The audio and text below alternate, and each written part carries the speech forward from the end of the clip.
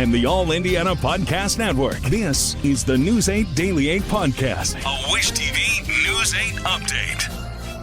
Hello, I'm Jeremy Jenkins, and this is your News 8 Daily 8 Podcast for Friday, January 31st. Looking for ways to save on your energy bills? AES Indiana has you covered.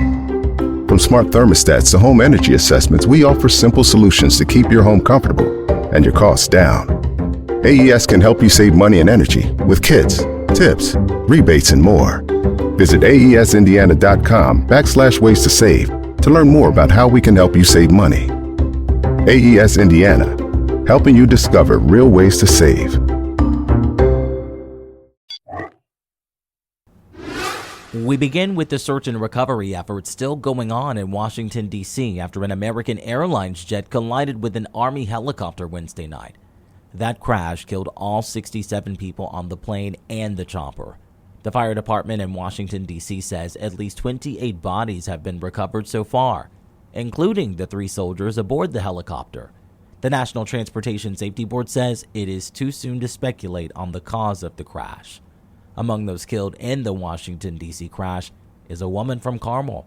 News 8's Danielle Zolkowski reports. Asra Hussein Raza was on her way back to D.C. after a work trip. Her imam in Indianapolis says this loss has torn a hole in the community here and in D.C. It's difficult, it's hard, and it's devastating. It's surreal, honestly. Asra Hussein Raza was a beloved member of every community she was a part of: Indianapolis, Carmel, and Washington, D.C. That spirit actually is in Asra as well. Because even when she moved to D.C., in the short time she lived in D.C., she built really a great relationship with a lot of people. Ahmed Almin was her imam in Indianapolis. He says the family moved to Carmel from the city, but always came back to the Indianapolis Muslim Community Association. When she decided to get married, she requested me to officiate her wedding specifically.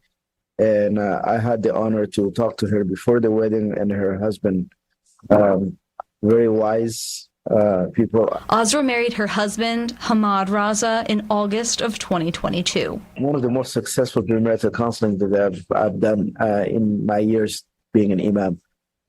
They were very understanding, very cooperative, and they exactly knew what to do. And the marriage was amazing. Almin spoke to News 8 via Zoom from Qatar on a layover.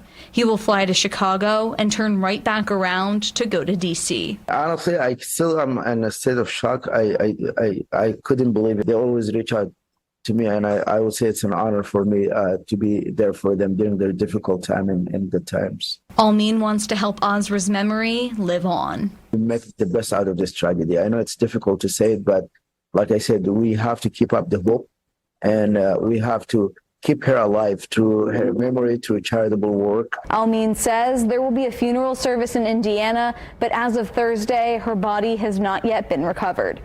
That was Danielle Zolkowski reporting. Back here at the Indiana State House, progressive advocacy groups say several bills that have been introduced are inspired by Project 2025, the conservative plan to remake government. News 8's Garrett Berquist reports. Legislative Republicans have filed bills ranging from bans on abortion-inducing drugs to requiring the 10 Commandments to be displayed at public schools. Progressive groups call the proposals a coordinated attack on Hoosiers' rights. That's our concern, is that those bills represent sort of a wider influence of Project 2025 interests in terms of imposing a singular view of morality on other people. Project 2025 itself refers to a set of federal policy proposals from the Heritage Foundation. But Rector says some of the same ideas have reached the Indiana State House. Her group, Mad Voters, has flagged more than a dozen bills they say advance a Christian nationalist view.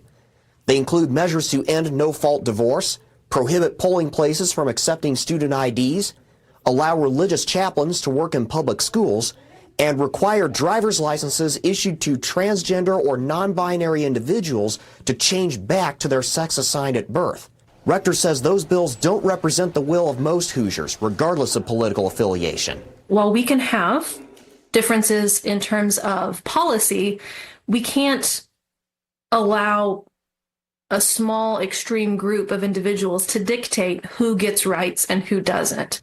News 8 contacted the sponsors of several bills Rector's Group flagged as being inspired by Project 2025. None of them agreed to an interview. I asked House Speaker Todd Houston about Rector's concerns. First of all, I've never even read Project 2025, so I wouldn't even know what that classification is. But no, I mean, look, and again, as we've talked about before, we're going to have a lot of discussion about a lot of bills. We talk to a lot of stakeholders. I'm sure people across all different, political ideologies will have concerns about bills they'll file. Those bills that will move, we'll have conversations about. So far, no committee hearings have been scheduled for the bills which Rector's Group flagged. Bills have until February 20th to pass the chamber in which they were filed. That was Garrett Bergquist reporting. Dozens of protesters are blasting Governor Braun's executive order on law enforcement and immigration, as well as a similar bill before state lawmakers. Organizers say they were protesting House Bill 1158 that would require county sheriffs to cooperate with federal immigration authorities. Braun's executive order requires state police to help enforce immigration law. People don't want to see families here in Indiana broken up by ICE. That's why we're out here, is because, one, this bill is racist and unpopular, but two, we're here to stand up for democracy because Mike Braun can't act like a dictator. He's not a dictator. He needs to listen to the people who don't want this bill. House Bill 1158 has been referred to the local government committee. Let's talk sports. Caitlin Clark is getting another chance to take the court at Iowa, this time wearing an Indiana Fever jersey. The Fever announced yesterday they will play the Brazilian national team in a preseason exhibition game May 4th at Carver Hawkeye Arena. It means Clark will get to play on the court she called home while becoming the all-time leading scorer in NCAA history. Clark will also be back on the Iowa campus this Sunday as the school retires her number 22. When it comes to the weather, we're off to a foggy start. Storm Track 8 says we're in for a cloudy day with some spotty showers. Meteorologist Tara Hastings has your News 8 Daily 8 forecast. I think you're going to need to leave the winter weather gear here at home for a while because we're going to see temperatures continuing to be above normal. Right now, we've been talking about the fog all morning long. It is getting much better in many locations across parts of central Indiana. Still a little bit patchy fog in some spots, but we're seeing some improvement. Here's a live look in Speedway, dreary and damp otherwise. We've got some showers pushing in across parts of central Indiana here across the state this morning and then also into the afternoon. We're at 50 degrees already in Indianapolis. Southwest winds at 16 miles per hour here. So a bit of a breeze, but mild. Upper 40s near 50 in Indianapolis. We're at 49 in Greenwood and Franklin, also in Mooresville and Plainfield, and 47 degrees right now up in Lebanon. Let me show you Storm Tracker here. We have a little bit of some low-level moisture, so some light drizzle, maybe a little bit of mist at times here. And then we also have just a few very light spotty showers. So a few radar returns in far western sections of Hendricks County, also around Greencastle and just to the south and east of Crawfordsville. And then a little bit farther northward, I thought I saw some more rain showers. We'll go a little bit farther northward. Yeah, Plymouth, into parts of Michigan City, LaPorte County, also into Lake and Porter counties. We are seeing a few very light showers as well. All due to this big area of low pressure now moving in across parts of northwestern Indiana. So we've got this warm front that lifted northward. Temperatures are climbing. And then as this system continues to move off to the north and east, you see this. This is some wraparound moisture. And I think this is going to push through heading into the late afternoon and early evening hours. So today, much of the state mostly cloudy, maybe some light drizzle or some mist. Temperatures staying fairly steady for the rest of the afternoon.